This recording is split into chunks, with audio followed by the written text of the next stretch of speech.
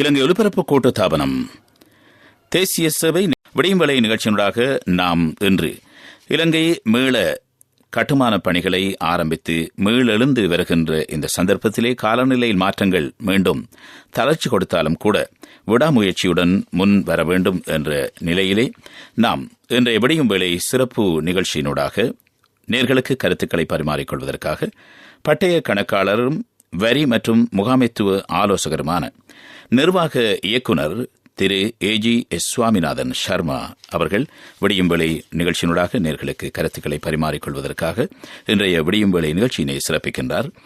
காலை வந்தனங்கள். வணக்கம் AG S Swaminathan Sharma அவர்களே.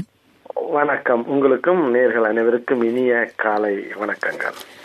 இந்த நாட்களிலே நாம் விழுந்த இடத்திலிருந்து மீண்டும் எழுகின்ற போதெல்லாம் விழுவதற்கான சூழ்நிலை வருகின்ற போது மீளவும் நாம் எழுந்திருக்க வேண்டும் மிடுக்குடன் என்ற நிலையில் இன்றைய விடியும் வேளை நிகழ்ச்சியினூடாக நேர்களுக்கு கருத்துக்களை பரிமாறிக்கொள்வதற்காக இணைந்திருக்கின்ற வேளை இயற்கை அனர்த்தம் பேரிடர் இடம்பெற்றிருக்கின்றது.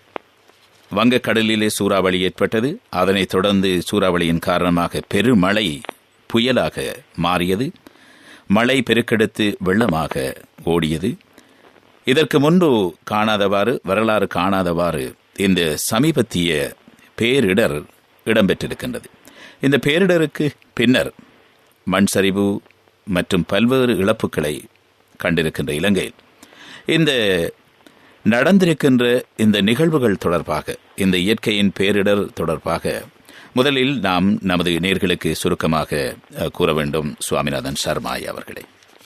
ஆமாம், இந்த நிகழ்ச்சி மூலமாக இந்த நாட்டில் பாதிப்படைந்த மக்களுக்கு நாங்கள் அந்த அனுதாபங்களை தெரிவித்துக் கொண்டு, நிச்சயமாக நாங்கள் இந்த இலங்கை மக்கள் பார்க்காத துன்பங்கள், துயரங்கள் இல்லை. ஆகவே நிச்சயமாக நாங்கள் அவர்களுக்கு ஒரு ஊக்குவிக்கும் நிகழ்ச்சிகளையும் எமது கருத்துக்களையும் எமது செயற்பாடுகளையும் செய்ய வேண்டும்.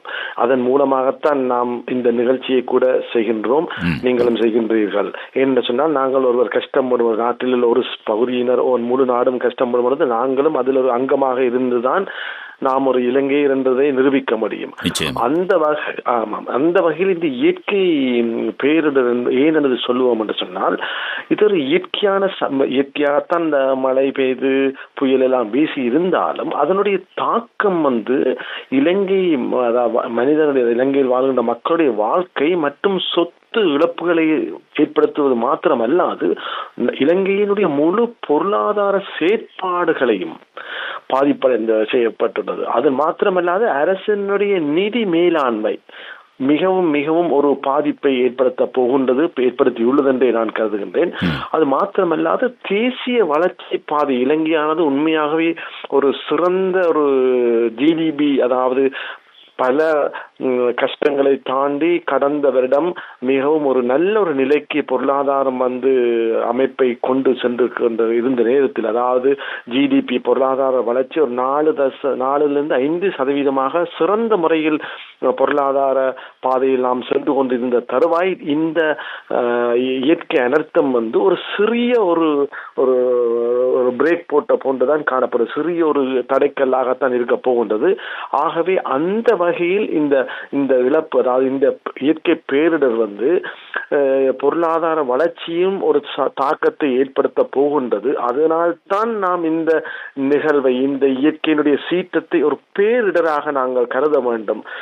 அது மாத்திரமல்லாது இந்த பேரிடரை நாம் நிச்சயமாக ஒரு துல்லியமாக கணிப்பதன் வாயிலாகத்தான் இனி வருங்காலத்தில் இலங்கையினுடைய வளர்ச்சியை நாம் தீர்மானிக்க முடியும். ஏனென்று சொன்னால், நாம் ஒரு பல கஷ்டங்களை தாண்டி இப்பொழுது நாடு ஒரு சிறந்த ஒரு பொருளாதார நிலையை அடைந்துள்ளது. ஆக இந்த நிலை செய்தால்தான் எமது வருங்கால இலங்கையை கட்டியெழுப்புவோம் என்ற ஒரு திட சங்கத்தை நாங்கள் கொண்டு IMF திட்டத்தின் கீழ் செயற்பட்டு வருவதனால் இந்த இயற்கை அனர்த்தத்தை வெறுமனே ஒரு நிகழ்வாக அல்லாமல் ஒரு அனர்த்தமாக கருத வேண்டிய நிலையில் நாங்கள் முழு நாடும் இருக்கின்றது.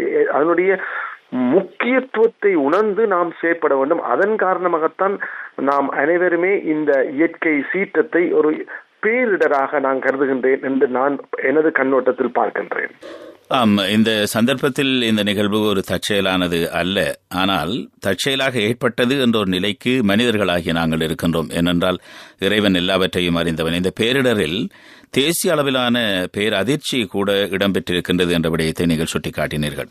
தேசிய கட்டட ஆராய்ச்சி நிறுவகம், அதாவது NBRO என்ற நிறுவகம், இந்த கட்டுமானங்களை நிர்மாணிக்கின்ற போது, மீளவும் வீடுகளை கட்டுகின்ற போது, இது நெருக்கடியில் இருக்கின்றவைகள் என்றும் பாதிக்கின்றவைகள் என்றும் சொல்லப்பட்டிருக்கின்றன. இவை தொடர்பாக இவ்வளவு காலமாக இருந்தாலும் கூட தேசிய கட்டட ஆராய்ச்சி நிறுவகம் அதனுடைய பங்குகளை, பணிகளை இந்த தித்வா சூறாவளிக்கு பின்னரான ஏற்பட்ட அனர்த்தத்திற்கு பின்பு மிக கவனமாக கூர்ந்து கவனித்து வருவது மாத்திரமல்லாமல் அதை திடமாகவே இனிமேலும் இப்படியான இடங்களில் இருக்கக்கூடாது என்ற நிலைப்பாட்டை முன்வைத்திருக்கின்றார்கள். சுவாமிநாதன் சர்மா அவர்களே, இது பற்றி என்ன கூற விரும்புகின்றீர்கள்? ஆமாம், இவ்வளவு காலமும் நாங்கள் சாதாரண பழக்கம் என்று சொன்னால் இது ஒரு புதிய ஒரு அனுபவம் என்றுதான் நான் கருதுகின்றேன். என்று சொன்னால் ஜப்பான் நாட்டை பொறுத்தளவில் இந்த இயற்கை சீட் என்பது அவர்களுடைய வாழ்வில் அங்கமாக இருந்து அவர்கள் அதற்கு பழக்கப்படுத்தியுள்ளார்கள். ஆனால் இலங்கையை பொறுத்தளவில் இது ஒரு பேர் அதிர்ச்சியை ஏற்படுத்தியுள்ளது. ஆகவே இனி வருங்காலத்தில் நாம் அந்த வானிலை அறிக்கைகள் மற்றும் நேச்சுரல் டிசாஸ்டர்ஸ், என்வரான்மெண்டல் சேஞ்சஸ் போன்றவற்றை, இயற்கை மாற்றங்களை துல்லியமாக அவதானித்த வண்ணம் ஒவ்வொருவரும் இருக்கின்ற என்பதை நாம் காணக்கூடியதாக இருக்கின்றது. அதனால்தான் நான் இந்த NBRO, national building research organisation, சிறந்த ஒரு தரவுகளை அவர் தந்து கொண்டு இருந்தாலும் இனி வருங்காலத்தில் அவர்களுடைய தரவுகள் மிகவும் உன்னிப்பாக கவனிக்கப்பட போகின்றது. அவர்கள் மிகவும் துல்லியமாக இந்த கணிப்பை 3 விதமாக கணித்துள்ளார்கள். அதாவது முழுமையாக ஒரு வீடுகள், சேதமடைந்த வீடுகளை 6228 வீடுகள் முழுமையாக சேதமடைந்துள்ளதாக கணிப்பிட்டுள்ளார்கள். அது மாத்திரமல்லாது 4543 வீடுகள் பகுதி அளவில் சேதமடைந்து அது பாதுகாப்பு அற்றவையாக இனங்காணப்பட்டுள்ளது. ஆகவே இதுவும் ஒரு பெரும் எண்ணிக்கையான வீடுகளாகத்தான் அவர்கள் NBRO குறிப்பிட்டுள்ளது. அது மாத்திரமல்லாது 6877 வீடுகளை அவர்கள் பெரிய சேதம் இல்லாமல் இருந்தாலும் இனி வருங்காலத்தில் நிலச்சரிவு அபாயம் இது ஏற்படும் என்ற ஒரு கொஸ்டின் மார்க்கை, ஒரு கேள்விக்குறியை முன்வைத்துள்ளார்கள். ஆகவே ஒட்டுமொத்தமாக 17,648 வீடுகள் மக்கள் வாழ்வதற்கே பொருத்தமில்லை என்று அந்த NBRO கணித்துள்ளது. ஆகவே இது ஒரு இலங்கையை பொறுத்தவரை பெரிய ஒரு எண்ணிக்கை. ஆகவே என்று சொன்னால் இலங்கை அபிவிருத்தி அடைந்து வருகின்ற நாடுகள். உணவு, உடை, உறையில் மிக முக்கியமாக அந்த மலைநாட்டு பிரதேசத்தில் இலங்கை குறிப்பாக சொல்லுவோம் என்று சொன்னால் அவர்கள் லயம் போன்றவற்றில் ஒரு சிறிய இடத்தில் தான் வாழ்கின்றார்கள். ஆகவே அந்த 17,648 வீடுகள் என்பது சொல்லும் பொழுது ஒரு பெரிய இனி அவர்கள் அந்த இடத்தில் மீண்டும் வாழ முடியாது என்று கணிக்கப்பட்டுள்ளதால் இது ஒரு மிகவும் ஒரு முக்கிய ஒரு நிகழ்வு, அதாவது ஒரு மிக முக்கிய ஒரு தரவுகள் என்றுதான் நாங்கள் எடுத்துக்கொண்டு அதை கொண்டுதான் நாம் இனி செயற்பட வேண்டும். என்று சொன்னால் அவர்களுடைய மனித வாழ்க்கை, அவர்களுடைய வாழ்வாதாரம் மற்றும் அவர்கள் செய்கின்ற வணிகம் மற்றும் அந்த மக்களுக்கு அரசாங்கம் செய்து கொண்டிருக்கின்ற சேவைகள் மற்றும் அரசாங்கத்தின் நிதி மேலாண்மை என்பவற்றை எல்லாவற்றையுமே இந்த NBROவின் தரவுகள் எடுத்து காட்டுகின்றது. அதை NBROவின் தரவுகளை இனங்கண்டு அதற்கேற்பதான் இனி வருங்காலத்தில் நாம் செயற்பட வேண்டும். ஆகவே இந்த இயற்கை சீற்றத்தின் காரணமாக அந்த NBROவின் ரிசர்ச் வெளியிட்ட தகவல்கள் மிகவும் முக்கியமாக இருக்கின்றது. அதன் மூலமாகத்தான் நாம் செயற்பட போகின்றோம். அதன் மூலமாகத்தான் இனி வருங்காலத்தில் இலங்கையின் பொருளாதார கொள்கையில் வருங்கால பொருளாதார செயற்பாடுகள் தீர்மானிக்கப்பட போகின்றது என்று நான் கருதுகின்றேன். நீங்கள் குறிப்பிட்டது போல NBRO எனப்படுகின்ற தேசிய கட்டட ஆராய்ச்சி நிறுவகம் இந்த விடயங்களில் மிகவும் உறுதிப்பாடாக தொடராகவே இவைகள் ஆய்வு செய்து கொண்டு வந்தாலும் கூட இவ்வளவு காலமும் இது ஒருபுறமாக கருத்துக்கள் சொல்லப்படுகின்ற போதும் தீர்வுகள் சொல்லப்படுகின்ற போதும் மறுபுறமாக அசட்டையாக இருந்து விடுவது அல்லது இதுகால வரையிலே இப்படி இல்லைதானே இனிமேலும் நடக்காது என்ற நிலை நீங்கள் சொன்னது போல இப்பொழுது அது நடந்து முடிந்திருக்கின்றது. ஆனால் இனிமேலும் அவர்கள் அப்படியான ஒரு பாதிப்புக்குள் இனிமேலும் நாங்கள் உயிரையோ உடைமைகளையோ இழக்கக்கூடாது, முழுமையாகவோ பகுதி அளவிலோ கூட இழக்கக்கூடாது என்பதற்காக ஜனாதிபதி அனுரகுமார திசாநாயக் அவர்கள் ரீபில்டிங் ஸ்ரீலங்கா நிகழ்ச்சி திட்டத்தின் மூலமாக மக்களுக்கான இதற்குரிய இந்த அனர்த்தத்திற்கு முன்பு இருந்த திட்டங்கள் இருந்தாலும் கூட அதற்கு பின்பு பல்வேறு விடயங்களை உள்வாங்கி பல்வேறு படிப்பினைகள், ஆலோசனைகள், வழிகாட்டல்கள், ஆற்றுப்படுத்தல்களை எடுத்துக்கொண்டு இந்த இடரில் இருந்து மக்களை மீள கட்டியெழுப்புவதற்காக MSME என்று சொல்லப்படுகின்ற சிறிய நுண்ணிய மற்றும் சிறிய நடுத்தர அளவிலான முயற்சியாளர்களுக்கான நடவடிக்கைகளையும் எடுத்து வருகின்றார்கள். எப்பொழுதுமே வரி மூலமாக நாம் வருமானத்தை பெறுகின்ற நாடு, நமக்கு இருக்கின்ற வருவாய்களில் மிக பெரும் பகுதி நீங்கள் அந்த துறை சார்ந்தவர் என்பதனால் பட்டய கணக்காளராக இருக்கின்றீர்கள், வரி மற்றும் முகாமைத்துவ ஆலோசகராக இருக்கின்றீர்கள், நிர்வாக இயக்குனர் என்ற வகையிலே அரசு எடுத்து வருகின்ற இந்த திட்டங்களூடாக ஜனாதிபதி அவர்கள் முன்வைத்திருக்கும் இந்த கருத்துக்கள் மக்களுக்கான மனித நேயத்தையும் இலங்கையினுடைய இயற்கை வளங்களையும், இயற்கையாகவும் செயற்கையாகவும் அழிந்து போன இந்த வளங்களையும் மீள கட்டியெழுப்பதற்காக மீண்டும் இலங்கை என்ற ரீபில்டிங் ஸ்ரீலங்கா நிகழ்ச்சி திட்டத்தின் ஊடான நடைமுறைகளுக்கு இந்த செயல்பாடுகள் எப்படி முன்கூட்டி இதற்குரிய பலமாக சக்தியாக இருக்கும் என்று நீங்கள் கருதுகிறீர்கள் சுவாமிநாதன் சர்மா அவர்களே? ஆமாம், நல்ல ஒரு கேள்வி. ஏனென்று சொன்னால் மக்களே, இலங்கை முழு நாடும் ஒரு துயரமான நிகழ்வில் எமது ஜனாதிபதி, என்னென்று சொன்னால் நாட்டில் முக்கிய முதலாவது குடிமகனான எமது ஜனாதிபதி மிகவும் பண்பாகவும் ஒரு மனிதாபிமான நோக்குடன் அவர் சகஜமாக மக்களுடன் கலந்து ஆலோசித்து இயற்கை அனர்த்தம் நடந்த இடங்களுக்கு தானாகவே சென்று பார்வையிட்டு கண்காணித்து அதனுடைய குறைபாடுகளை இனங்கண்டு மிகவும் துல்லியமாக செயற்படுகிறார்கள் என்றே நான் கருதுகின்றேன். இது ஒரு முன் உதாரணமாக இருக்க போன்றது. ஏனென்று சொன்னால் அரசன் எவ்வளியோ குடிமகனும் அவ்வளி என்று, அதாவது ஜனாதிபதி ஒரு முறையாக செயற்படுவாராக இருந்தால் அவர்களுடைய செக்ரட்டரிஸ் மற்ற அதிகாரிகள், படையணியினர், அதற்கு கீழே இருக்கின்ற நிர்வாகம் செயற்படும் என்று இருக்கிறது. ஆக அந்த வகையில் ஜனாதிபதி ஒரு சிறந்த ஒரு தலைவனாக செயற்பட்டு வருகின்றால் அவர் உண்மையாகவே 24/7 என்று சொல்லுவோம். அதாவது அவர் தனது களைப்பையோ வேலைப்பழுவோ கணக்கில் எடுக்காமல் முழு மூச்சாக செயற்பட்டு மிகவும் மிகவும் ஒரு சிறந்த முறையில் செயலாற்றி வருவதை காணக்கூடியதாக இருக்கின்றது. அதன் மூலமாக அவர் மக்களுக்கு பாதிக்கப்பட்ட மக்களுக்கும் அதே நேரம் உதவி செய்ய வேண்டிய மக்கள், உதவி செய்யக்கூடிய இலங்கையில் இருக்கின்ற மக்கள் மாத்திரமல்லாது வெளிநாட்டில் இருக்கின்ற எமது மக்களை கூட அவர் கவர்ந்திருக்கின்றார்.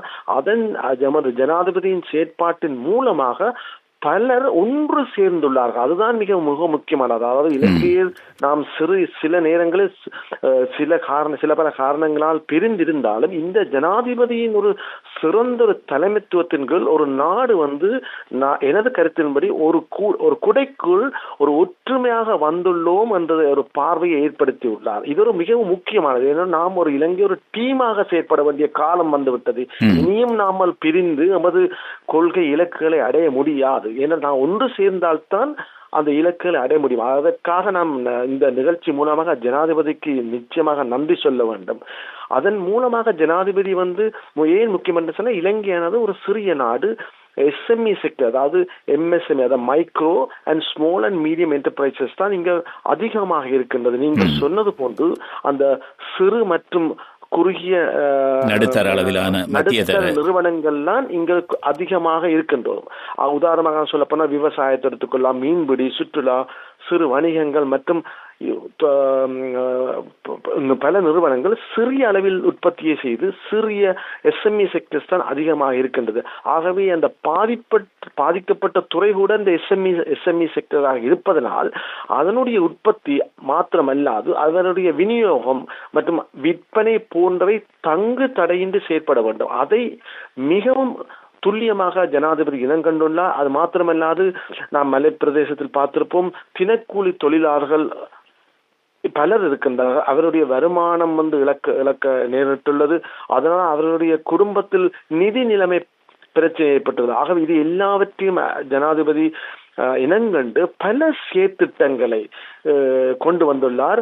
அந்த வகையில் நாம் அனைவரும் ஒரு ஒரு வரப்பிரசாதமாக ஒரு காலமாக இருக்கின்றது. ஏனென்று சொன்னால் நாங்கள் இந்த வருஷத்தின் கடைசி மாதத்தில் இருக்கின்றோம். ஆகவே இந்த பட்ஜெட் செய்யும் பொழுது ஏற்கனவே இந்த பட்ஜெட்டினுடைய டார்கெட்கள் அலோகேஷன் எல்லாமே முடிந்திருக்கும். இந்த தருணத்தில் அரசாங்கம் செயற்படுவது என்பது ஒரு மிகவும் கடினமான நிதி பற்றாக்குறை இருக்கும். இருந்தாலும் ஜனாதிபதி ஒரு பெரிய ஒரு எடுத்துக்காட்டாக பெரிய ஒரு நிதியை ஒதுக்கி மக்களுக்கு செய்ய வேண்டும் என்ற ஒரு திட சங்கத்துடன் செயற்படுகின்றார். அதற்கு அவருடைய செயற்பாடு ஒரு முதற்கண் எடுத்துக்காட்டாக இருக்கின்றது. அதை நாம் வரவேற்கின்றேன் இந்த நிகழ்ச்சி மூலமாக. சுவாமிநாதன் சர்மா அவர்களே, நீங்கள் குறிப்பிட்டது போல இந்த வரவு செலவு திட்டம் 2026 ஆண்டுக்கு சமர்ப்பிக்கப்பட்டு முடிந்திருக்கின்ற நிலையில் அது நிறைவேறியதன் பின்னர் தான் இந்த பேரழிவு தித்வா சூறாவளி பேரனர்த்தம் ஏற்பட்டிருக்கின்றது. இந்த சூழலில் கூட 500 பில்லியன் ரூபாவினை கூடுதலாக மதிப்பீடு செய்யப்பட்டிருக்கின்றது. இந்த சந்தர்ப்பத்திலே இது ஒரு தவிர்க்க முடியாததாகியும் போயிருக்கின்றது. அது மாத்திரமல்லாமல் நீங்கள் சொன்னது போல ஒவ்வொரு இடங்களுக்கும் களங்களுக்கும் குறிக்கப்பட்ட இடங்களுக்கு அனர்த்தங்கள் இடம்பெற்ற இடங்கள் எத்தனையோ அத்தனை இடங்களுக்கெல்லாம் நீங்கள் சொன்னது போல இரவு பகலாக 24 மணி நேரமும் சென்று சுழன்று இயந்திரம் போல இயங்கிக் கொண்டிருக்கின்ற ஜனாதிபதி அனுரகுமார திசாநாயக் அவர்கள் இந்த மனிதாபிமான நடவடிக்கைகளுக்காக அவர்களுக்கு வீடுகளுக்கு சென்று இந்த பாதிப்புக்கு பின்னர் தத்தமது வீடுகளுக்கு செல்லுவதற்கான முன்னாயத்த நடவடிக்கைகளுக்கு 25,000 ரூபாய், பின்பு அவர்கள் அங்கே சென்று ஒரு ஆசுவாசப்பட்டு ஒரு உணவை சமைத்து ஒரு சமையல் அறைக்குரிய விடயங்களை அல்லது சமையலுக்குரிய விடயங்களை தயார்படுத்துவதற்காக 50,000 ரூபாய் என்றும், இந்த விடயங்களில் அவர் சில சந்தர்ப்பங்களிலே இதுவரையிலே இருக்கின்ற சட்டத்திட்டங்களுக்கு அப்பால் இந்த அனர்த்தங்கள் இடம்பெற்றிருக்கின்றது. எனவே சட்டத்திட்டங்களில் மாற்றம் கொண்டு வர வேண்டும். ஆபத்துமிக்க பகுதிகளிலே வசிக்காது இருப்பதற்கான புதிய சட்டத்தை உருவாக்குவதற்கும் ஜனாதிபதி அவர்கள் நேற்று முன்தினம் இடம்பெற்ற பாராளுமன்றத்தில் நீங்கள் சொன்னது போல இந்த புதிய பிரச்சனைகள் வருகின்ற போது அதற்கான நவீன தீர்வுகளை நாங்கள் கண்டுகொண்டுதான் பயணிக்க வேண்டும். மீண்டெழுகின்ற சந்தர்ப்பத்தில் எல்லாம் 50,000 ரூபாய் என்று ஒரு இடத்திலே தற்காலிகமாக தங்கியிருக்கின்றவர்கள் 1 மாதத்தில் 2 மாதத்தில் சென்ற முடியாது என்ற ஒரு நிலைப்பாடு வருகின்ற போது ஒரு மனிதனுடைய வாழ்க்கை பிரச்சனையை நன்கு அறிந்தவர், ஒரு சாதாரண குடும்பத்தில் ஒரு கிராமத்தில் இருந்து வந்தவர் என்ற வகையிலே 3 மாதங்களுக்கு தங்குவதற்காக ஜனாதிபதி 50,000 ரூபாய் மாதாந்த வாடகை பணத்தை கொடுப்பதற்காக, அவர்கள் தங்குமிடத்திலே இருக்கின்றவர்களுக்கு தற்காலிகமாக அந்த கொடுப்பனை கொடுப்பதற்காகவும் இப்படியான நடவடிக்கைகள் இந்த பொருளாதாரத்தில் பாதிப்பை ஏற்படுத்தினாலும் கூட இதை செய்தே ஆக வேண்டும். ஒரு மனித நேயத்துடன் இதை செய்ய வேண்டும். இதற்கான முக்கியத்துவங்கள் தொடர்பாக, இந்த நிலைமைகள் தொடர்பாக, இந்த திடீர் விரிவாக்கங்கள் அல்லது திட்டமிட்டவைகளில் மேலதிகமாக சேர்க்கப்பட வேண்டியிருக்கின்ற தற்செயலானவைகளாக இயற்கையாகவே இது இருக்கின்றது. மனிதன் திட்டமிடுகின்ற போதும் இறைவன் அதற்கு அப்பால் சென்று சில விடயங்களை நமக்கு படிப்பினையாக தருகின்றான். இந்த விடயங்களை எப்படி பார்க்கின்றீர்கள் சுவாமிநாதன் சர்மா ஐயா அவர்களே? ஆமாம், நல்ல ஒரு கேள்வி. ஏன்னு சொன்னால் இந்த கேள்வியை 2 விதமாக பார்க்கலாம். அதாவது மிகவும் துல்லியமாக ஜனாதிபதி கணித்துள்ளார். அதாவது உடனடியாக செய்ய வேண்டிய செயற்பாடு மூலமாகத்தான் அந்த 50,000 ரூபாவை 3 மாதங்களாக, அதாவது ஜனவரியிலிருந்து கொடுப்பதாக அறிவிக்கப்பட்டுள்ளது. இதுவும் மிகவும் மிகவும் வரவேற்கத்தக்கது. என்ன சொன்னால் அந்த பாதிப்படைந்தவர்கள் வீடு இல்லாமல் இருக்கின்றார்கள். அவர்களுடைய நிரந்தர வருமானம் இல்லாமல் போய்விட்டது. அவர்களுடைய குடும்பங்கள் ஒரு ஒரு மன அழுத்தத்திற்கு உள்ளாகியுள்ளார்கள். இனி என்ன செய்ய போகின்றோம்? உடனடியாக நமக்கு உணவுக்கோ மருத்துவ செலவிற்கோ மற்றும் அவர்களுடைய பிள்ளைகளுடைய கல்வி போன்ற அத்தியாவசிய சேவைகளுக்கு என்ன செய்ய போகின்றோம்? உடனடியாக ஒரு அதிர்வை ஜனாதிபதி நிறுத்தியுள்ளார். 50,000 3 மாதத்திற்கு கொடுப்பதாக முன்மொழியப்பட்டு செயற்பட போகின்றது. அது மிகவும் வரவேற்கத்தக்கதாக, இதன் மூலமாக நாங்கள் அவருக்கு நன்றி சொல்கின்றோம். அது மாத்திரமல்லாது முந்த நாள் அந்த பார்லிமெண்டில் 500 பில்லியன் கூடுதல் மதிப்பு, அதாவது அலோகேஷன் ஸ்பெஷலாக அலோகேட் பண்ணப்பட்டுள்ளது. நிதியானது இதற்காக ஒதுக்கப்பட்டு அங்கீகாரம் பெற வேண்டி பார்லிமெண்டில் சமர்ப்பிக்கப்பட்டுள்ளது. இது மிகவும் வரவேற்கத்தக்கது. ஏன்னு சொன்னால் 50,000 ரூபாய் ஒரு 3 மாதத்துக்கு கொடுத்து விட்டு மக்களை புறக்கணிக்க முடியாது. ஆகவே அரசாங்கத்தில் தங்களுடைய மக்களை ஒரு உன்னிப்பாக கவனித்து அவர்களுடைய வருங்கால செயற்திட்டங்களை ஒரு ஏனோ தானோ என்ற முறையில் இல்லாமல் மிகவும் ஒரு தொலைதூர ஒரு கட்டமைப்புக்கு கொண்டு வர வேண்டும் என்பதற்காக 500 பில்லியன் ரூபாவை, என்னோட சொன்னால் இலங்கையை பொறுத்தளவில் நீங்கள் சொன்னது போன்று பட்ஜெட் தயாரிக்கப்பட்டுள்ளது. அந்த பட்ஜெட்டில் இந்த அனர்த்தத்திற்குரிய நிதி ஒதுக்கப்படவில்லை. வழங்கப்பட்டிருக்க முடியாது என்று சொன்னால் நாம் இதுதான் முதல் தடவையாக இவ்வளவு பாரிய அனர்த்தம் ஏற்பட்டது. ஆகவே அப்படி இருந்தும் எமது நாடு பாரிய நிதி சுமையை தாங்கியிருந்த பொழுதும் ஏதோ ஒரு வகையில் இந்த 500 பில்லியனை ஒதுக்கி இருப்பது உண்மையாக வரவேற்கத்தக்கது. அதன் மூலமாக உடனடி நிவாரணத்திற்கும் அது வழிவகுக்க போகின்றது மற்றும் வாழ்வாதார மீட்பை அது ஊக்குவிக்க போகின்றது. அது மாத்திரமல்லாது கட்டமைப்பு, மறுகட்டமைப்பு போன்ற 3 திட்டங்களை செயற்படுவதன் மூலமாக இந்த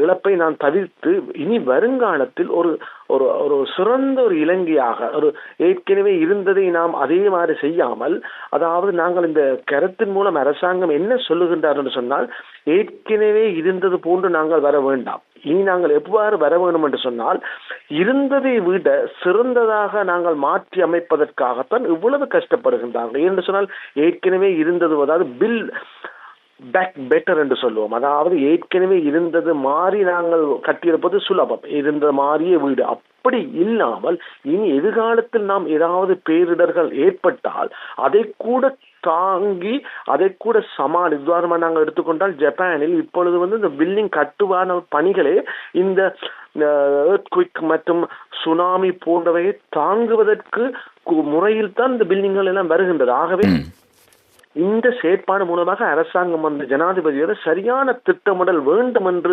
ஆணித்தரமாக கூறியுள்ளார். அது மாத்திரமல்லாது வெளிப்படைத்தன்மையும் அவர் அதில் நிலைநாட்டியுள்ளார். அதாவது இந்த 500 பில்லியனை எடுத்துக்கொண்டால் எவ்வாறு அது செலவிடப் போகின்றது, இந்த துறைக்கு செலவிடப் போகின்றது, எவ்வாறு செயல்பட்டு கொண்டிருக்கின்றது, அந்த செயல்பாட்டின் மூலமாக மக்களுக்கு என்ன நன்மை அடைந்துள்ளது போன்ற வெளிப்படைத்தன்மையும் அவர் ஏற்படுத்தி செய்யப்பட போகின்றார். அதுவும் ஒரு மக்களுக்கு முன் உதாரணமாக இருக்குது. சொன்னால் அந்த பணமானது வரியில் மூலமாகத்தான் மற்றும் அந்த பணத்தை செலவிடுகிறார்கள். ஆகவே மக்கள் வரி செலுத்துவவர்கள் கூட அந்த கடப்பாடு இருக்கின்றது, எவ்வாறு அந்த பணம் செலவிடப்பட்டுள்ளது என்பது அது ஒரு வெளிப்படைத்தன்மையை ஏற்படுத்தியுள்ளது. அது மாத்திரமல்லாது மக்கள் மையமான ஒரு அணுகுமுறையாக ஜனாதிபதி கொண்டு போகின்றார். என்று சொன்னால் ஒவ்வொரு செயற்பாடும் மக்களை முன் உதாரணமாக, மக்களை முன்னிலைப்படுத்தி மக்களுக்கு என்ன தேவையோ அதைத்தான் இந்த 500 பில்லியன் செயற்பாடு திட்டமானது வருகின்றது. ஆகவே இனி வருங்காலத்தில் ஒவ்வொரு செயற்பாடும், இலங்கையினுடைய ஒவ்வொரு செயற்பாடும் சரியான திட்டமிடலுக்கு உள்ளாக்கப்பட போகின்றது. அந்த திட்டமிடல் வெளிப்படைத்தன்மையாக இருக்க போகின்றது. அந்த திட்டமிடல் வெளிப்படைத்தன்மை மக்களை மையமாக வைத்துத்தான் நடத்த போகின்றது. ஒரு லாப நோக்கம் இல்லாமல் மக்களை எவ்வாறு அவருடைய வாழ்வாதாரத்தை, அவருடைய பொருளாதாரத்தை, அவருடைய வியாபாரத்தை, அவருடைய கல்வி தரத்தை, சுகாதாரத்தை போன்றவற்றை ஊக்குவிப்பதன் மூலமாக ஒரு முழு நாட்டையுமே ஒரு ஒரு அபிவிருத்தியை நோக்கி, அபிவிருத்தியை குறுகிய காலத்தில் அபிவிருத்தி என்ற பாதைக்குள் இட்டு செல்லக்கூடிய முறையில் ஜனாதிபதி செயற்படுகின்றார். அந்த வகையில் ஒரு சிறந்த அந்த திட்டமிடலாக கருகின்றேன். 50,000 மாத்திரமல்லாது 500 பில்லியனையும் ஒதுக்குவதன் மூலமாக நிச்சயமாக நாடு மீண்டெழுந்து வர முடியும் என்று நாங்கள் கருதுகின்றேன். நானும் இதன் மூலமாக சொல்லுகின்றேன். ஆம், மகாகவி பாரதி குறிப்பிட்டான், மீண்டும் எழுவோம் மிடுக்குடன் என்று. பில்ட் பேக் பெட்டர் என்ற அந்த விடயத்தை நீங்கள் சொன்னபோது எனக்கு ஞாபகம் வந்தது. இந்த அளவிலான நிதியை ஒதுக்குகின்ற போது அரசாங்கத்தினுடைய இந்த நிதி ஒழுங்குமுறைகளிலே, நிதி சட்டத்திட்டங்களிலே, நிதி முகாமைத்துவ நடவடிக்கைகளிலே, நிதிக்கூற்று நடவடிக்கைகளிலே இது இலங்கையினுடைய அரசினுடைய இந்த நடவடிக்கைகளுக்கு அல்லது திட்டங்களுக்கு சவாலாக அமையும் என்ற ஒரு நிலைப்பாடு பரவலாகவே இது எழுந்திருக்கின்றது. ஒரு சர்ச்சையாக இல்லாமல் இந்த புதிய விடயத்துக்கு ஒரு தீர்வு. இந்த நிலைமையில் நீங்கள் பில்ட் பேக் பெட்டர் என்ற விடயத்தை சொல்லுகின்ற சந்தர்ப்பத்திலே இதை எவ்வாறு நடைமுறைப்படுத்தலாம்? இதற்காக இலங்கை மீள கட்டியெழுப்பதற்காக நிதியத்திற்கு இப்பொழுது 4,286 மில்லியன் ரூபாய்கள் இதுவரையில் கிடைத்திருக்கின்றது என்று இன்றைய செய்திகள் கூட சொல்லுகின்றன. இதனை நாங்கள் எப்படி நடைமுறைப்படுத்தலாம்? அரசு, மக்கள், சர்வதேச நாடுகளும் உதவிகளை வழங்குகின்றன. தனி நபர்கள் கூட சர்வதேச நாடுகளில் இருக்கின்றவர்கள் உதவிகளை வழங்குகின்றார்கள். இந்த நடைமுறை சாத்தியங்கள் பற்றி எப்படி நாம் நேயர்களுக்கு சொல்லலாம், சுவாமிநாதன் சர்மா அவர்களே? ஆமாம், நல்ல இது செயற்பாடு. என்று சொன்னா நாங்கள் இந்த நிகழ்வை ஒரு பாரிய இழப்பாகவும் பாரிய ஒரு இலங்கை அழுத்தமாக மக்களுக்கு அறிவிக்க வேண்டும், முழு உலகுக்கும் அறிவிக்க வேண்டும். அதை அரசாங்கம் மிகவும் துல்லியமாக சொல்லியுள்ளார்கள். என்று சொன்னால் ஒரு பிரச்சனை இருந்த பொழுது மக்களுக்கு அதை அறிய தர வேண்டும். அதன் மூலமாகத்தான் மக்கள் தமது செயற்பாடுகளையும் தமது சட்ட ஒழுங்குமுறைகளையும் செயற்படுவார்கள். அந்த வகையில் அரசாங்கம் வந்து மிகவும் முழுமையாக செயற்பட்டுள்ளதாக நான் கருதுகின்றேன். ஏனென்றால் முழு நாட்டுக்கும் இந்த ஷாக் அதிர்வலைகள் சென்றுள்ளது. அது மாத்திரமல்லாது முழு உலகிற்குமே இலங்கையர் வெளிநாட்டில் வசிக்கின்ற இலங்கையர் மாத்திரமல்லாது வெளிநாட்டு நிதி நிறுவனங்கள், வெளிநாட்டில் இருக்கின்ற உதவி செய்வர்கள் கூட இந்த தாக்கத்தை புரிந்துள்ளார்கள். இது ஒரு மிகவும் மிகவும் ஒரு சிறந்த செயற்பாடாக நான் கருதுகின்றேன். அது மாத்திரமல்லாது இந்த இழப்பு ஏற்பட்டுவிட்டது. அதன் காரணமாக எமது திட்டமிட்ட இலக்குகளை நாம் எவ்வாறு அடைய போகின்றோம், அந்த எமது திட்டங்களுக்கு எவ்வாறு அது பாரிய தாக்கங்களை ஏற்படுத்த போகின்றது என்பதை நான் இனங்காண வேண்டும். அதை கூட அரசாங்கம் இப்பொழுது ஓரளவு இனங்கண்டு விட்டார்கள். அவர்கள் ஏற்கனவே சொன்னது போன்று ஜிடிபின்னு ஒரு இழப்பு வரப்போகின்றது, அதை எவ்வாறு செய்ய முடியும் போன்ற கணிப்புகள் நடந்து பெற்று ஓரளவு சரி செய்துள்ளார்கள். மற்றும் அது அரசாங்கத்துடைய வருவாய் வந்து இனி எவ்வாறு இருக்க போகின்றது என்று சொன்னால், நாம் IMF நிதி திட்டமிடலுக்கு முறையில் செயற்பட்டு வருகின்றோம். அதற்கு அந்த வரித்துறையை அரசாங்கம் மிகவும் தற்பொழுதுதான் ஓரளவு கட்டுப்பாட்டுக்குள் கொண்டு வருகின்றார்கள். ஆகவே இந்த இயற்கை பேரிடனால் வியாபாரம், SME செக்டர்ஸுடைய வியாபாரங்கள் பாதிப்படைந்தால் அரசுடைய வரி வருமானம் குறைய போகின்றது. ஆகவே அந்த வருவாய் குறைவை எவ்வாறு அரசாங்கம் ஈடு செய்ய போகின்றது என்பதை கூட இப்பொழுது ஓரளவு இனங்கண்டு அதற்கு கூட மாற்று திட்டங்களை கொண்டு வரப்போகின்றார்கள். அந்த திட்டங்கள் முன்மொழியப்பட்டுள்ளது. அது சம்பந்தமாக இப்போது கலந்து ஆலோசிக்கின்றார்கள் நிபுணர்களுடன் சேர்ந்து.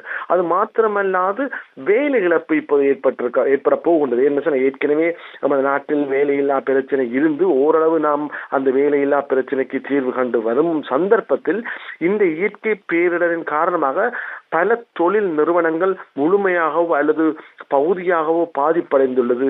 அவருடைய வாழ்வாதார நிலைமை பாதிக்கப்பட்டதால் தொழிலாளர்கள் வேலைக்கு வர முடியாத பல சந்தர்ப்பத்தை நான் கூட இப்பொழுது எமது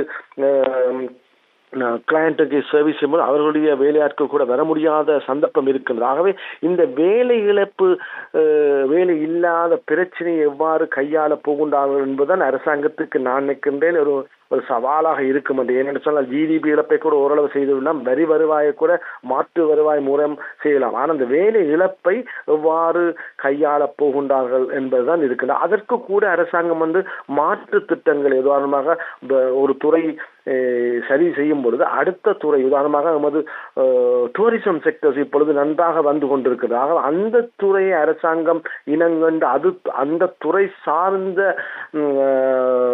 வேலை வாய்ப்புகளை ஏற்படுத்த முடியும். அது மாத்திரமல்லாது இந்த உதாரணமாக பேரிடர் நடைபெற்றுள்ளது, அதை கட்டுமானம் செய்ய வேண்டும். அந்த கட்டுமான துறைக்கு புதிய வேலை வாய்ப்பு வரப்போகின்றது போன்ற வாய்ப்புகள் கூட இருக்கின்றது. அதாவது கெட்ட நேரத்திலும் ஒரு நல்லது என்று சொல்வது போன்று இதன் மூலமாக மக்களுக்கோ அரசாங்கத்துக்கோ மக்களுக்கும் வியாபாரம் செய்வதற்கும் ஒரு புதிய வாய்ப்பு ஏற்படுத்த போகுது. உதாரணமாக சொன்னால் ஒரு கட்டுமான துறையில் இருப்பவர்களுக்கு இது ஒரு வாய்ப்பாக இருக்கின்ற போகின்றது.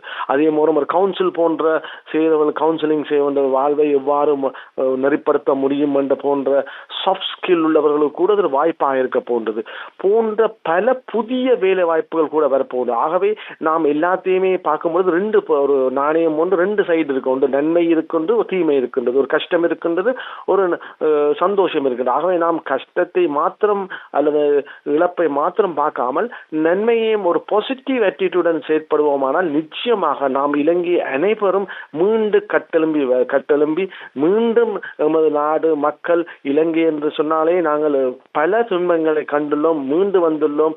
நாங்கள் பார்க்காத துன்பங்களா, சுனாமியை பார்த்து விட்டோம், இயற்கை எக்கனாமிக் டிசாஸ்டரை பார்த்துள்ளோம், கோவிடை பார்த்துள்ளோம், இயற்கை உள்ளூர் பிரச்சனைகளை பார்த்துள்ளோம், எல்லாவற்றையும் தாண்டி வந்துள்ளோம். இதை கூட நிச்சயமாக எமது மக்களும் எமது நாடும் அனைவரும் தாண்டி வருவோம். அதை விட வருவோம் என்பதை விட இதில் இருந்த இடத்தையும் விட சிறந்த இடத்துக்கு செல்வோம். ஏனென்று சொல்ல நாங்கள் இப்பொழுது பல தரவுகள் இருக்கின்றது, பல வசதிகள் ஏற்படுத்தி கொடுக்கப்பட்டுள்ளது அரசாங்கத்தின் மூலமாகவே. நாங்கள் நிச்சயமாக ஒரு சரியான திட்டமிடல் இருந்தால், அது மாத்திரமல்ல அந்த திட்டமிடலை வெளிப்படைத்தன்மையுடனும் நாம் அந்த திட்டமிடலை உண்மையாகவே ஒரு மக்கள் மையமாக வைத்து எல்லாத்திலுமே லாப நோக்கம் இல்லாமல் மக்களுடைய சேவைகள், அதாவது உணவு, உடை, உறையில் போன்ற தேவைகளை முக்கியத்துவம் கொடுத்து எதற்காக நாம் எமது நாட்டினுடைய பொருளாதார இலக்குகளையும் அதே நேரம் எமது இலக்குகளையும் நிச்சயமாக நாம் எமக்கும் ப்ராஃபிட் தேவைதான், லாபம் தேவைதான், காசு தேவைதான். அது முழுமையாக இல்லாமல் நாங்கள் வின் வின் சிச்சுவேஷன் மூலமாக நாம் இதை கையாண்டு அந்த அணுகுமுறையை செய்யோம் என்றால் இதற்கு முக்கியமாக நாம் ஜப்பான் நாட்டை தான் நான் திருப்பி சொல்கிறேன் என்று சொன்னால் அவர்கள் தான் இந்த இயற்கை இனத்தினால் அவர்களும் இயற்கை இனத்தம் வாழ்க்கையில் அங்கமாக இருக்கின்றனர். ஆனால் அவர்கள் எவ்வாறு அவர்களால் முடியும் என்று சொன்னால் நிச்சயமாக நாங்களும் வர முடியும். நிச்சயமாக அது போன்ற நாடுகள் அதை போன்ற நிபுணர்களிடம் நாங்கள் கலந்து ஆலோசித்து அவர்களுடைய வழிகாட்டலை பெறுவோமானால் இன்னும் நாங்கள் ஒரு குறுகிய காலத்தில் பாரிய வளர்ச்சி ஏற்பட்டு புதிய இலங்கையை உருவாக்கி உண்மையாக புதிய டூரிஸ்ட் கூட புதிய அனுபவத்தை ஏற்படுத்த முடியும். சில நேரத்தில் இந்த நிகழ்வு மூலமாக அந்த பல செய்ய முடியாததுகளை கடவுளே நமக்கு உதாரணமாக ஒரு பாலத்தை நாம் இடிக்க வலிக்கிட்டால் பல காலம் எடுக்கும். கடவுளே இதை செய்துள்ளார்களோ என்று தோன்றுகின்றது.